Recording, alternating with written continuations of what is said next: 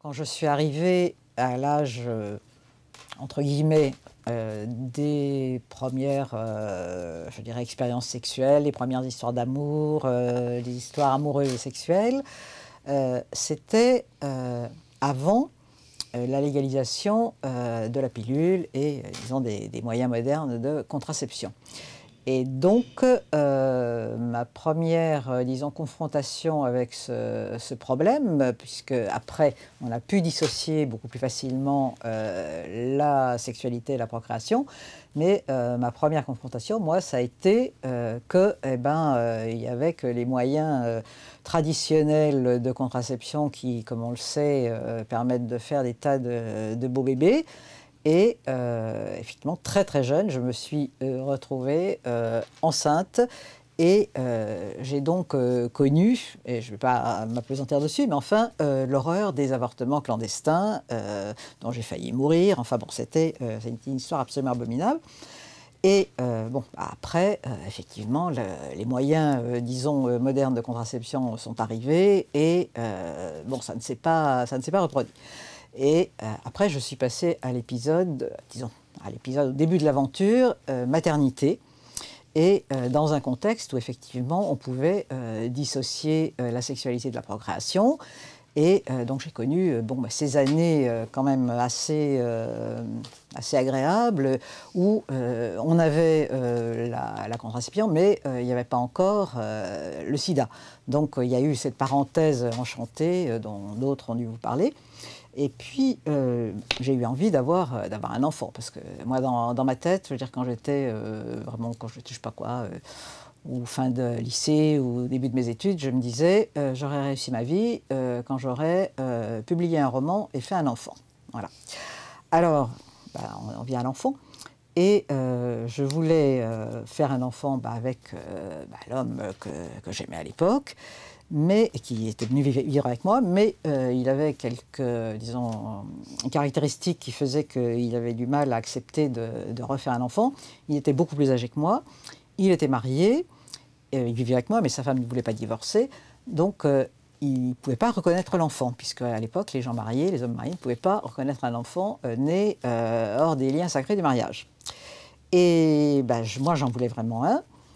Et j'ai dû vaincre ses réticenences, expliquer que de toute façon, à la limite, il a dû comprendre qu'il n'y avait pas le choix, mais voilà, c'était... moi j'en avais très très envie, puis après, lui en a eu envie aussi, évidemment.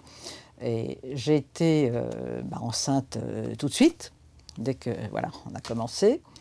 Et ce qui est une assez jolie, rétrospectivement, je trouve ça une assez jolie histoire psy, c'est-à-dire que, en fait, moi je voulais 2 enfants. Mais comme j'avais dû me bagarrer très agréablement et tendrement, mais enfin j'avais dû insister pour en avoir un, je savais que après en faire un deuxième, ça allait, il allait être encore plus âgé, ainsi de suite, ça allait être très difficile.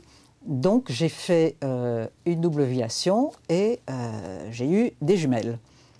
Et ça, c'est assez joli. Alors, au début, parce que là aussi, il faut se remettre dans le contexte de l'époque, au début, je grossissais, mais bon, c'était un peu bizarre, mais moi, je me doutais de rien. Et puis, à l'époque, il n'y avait pas les échographies, il n'y avait pas tout ce qu'on a maintenant.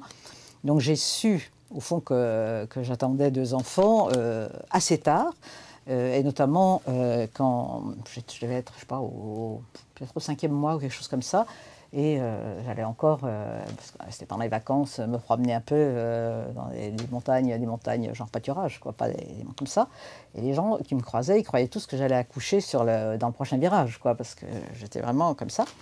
Et puis il y avait des choses qui sortaient à droite, à gauche. Vous savez, quand ils donnent des coups de pied, je me disais, je sais pas, j'ai un monstre qui a 4 pieds ou 4 bras ou je sais pas quoi.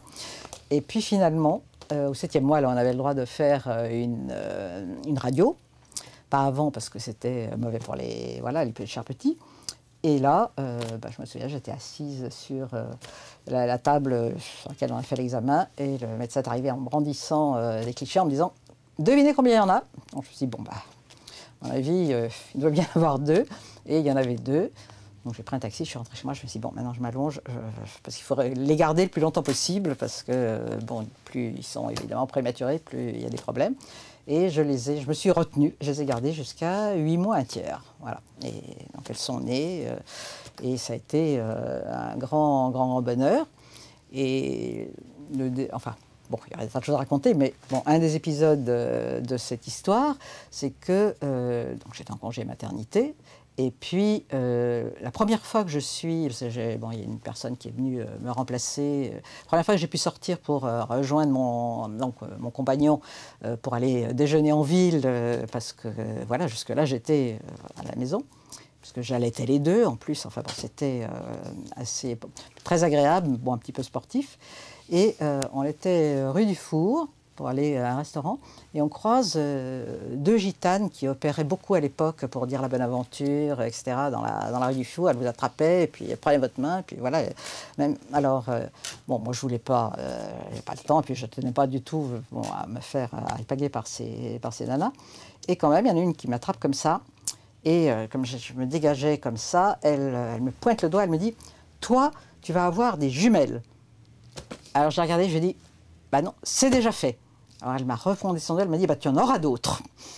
Alors, j'en ai pas fait d'autres, parce qu'effectivement, la possibilité de dissocier la sexualité et la procréation faisait que, bah, après, j'ai pris la pilule, ainsi de suite, et que je pouvais quand même un peu contrôler tout ça. Donc la prédiction de la gitane ne s'est pas réalisée, mais en tout cas, j'ai fait ces deux filles comme ça. Je pense que la dissociation qui est devenue possible avec les lois de 1967 et de 1975, c'est-à-dire contraception et légalisation de l'avortement, eh bien, c'est je dirais la plus grande révolution du XXe siècle. C'est ce qui a vraiment permis aux femmes d'être mères quand elles le voulaient, et ne pas l'être si elles n'avaient pas envie de l'être, ou si ce n'était pas le moment, enfin bon, de choisir ce qu'elles voulaient faire.